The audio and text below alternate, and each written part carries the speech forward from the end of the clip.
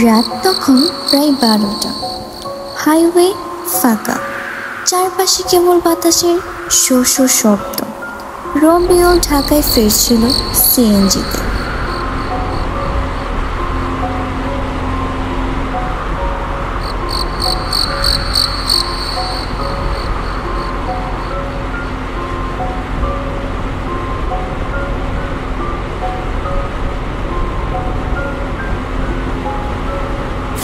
হঠাৎ রবিউলের সিএনজি ঘর ঘর শব্দ করে থেমে যায়। এই যে ধুরু, এই গাড়িটি রাতের মাঝপথে নষ্ট হওয়ার কোনো দরকার ছিল? কি করি এখন? চারদিকে তাকাতেই রবিউলের মনে হলো রাস্তার ওপারে পার্কে থেকে কে যেন একটা দাঁড়িয়ে আছে। তখন রবিউল হেঁটে গিয়ে সামনের দিকে যায়।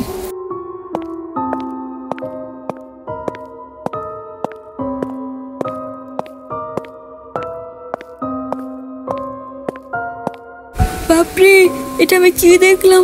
পালাই!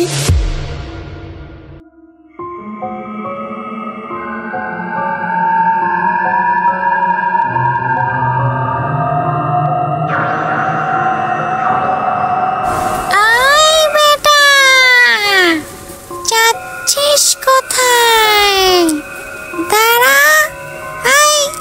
দাঁড়া বলছি এক্ষুনি।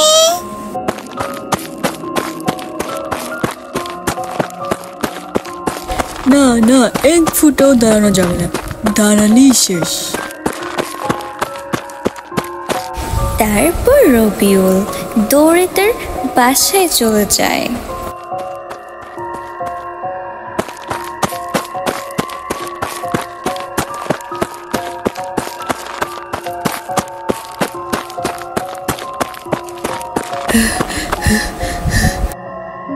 এইবারের মতো বড্ড জোর বেঁচে গেলাম বাবা। তখন রবিউল মনে মনে ফিসফিস করে কি জানি বলে।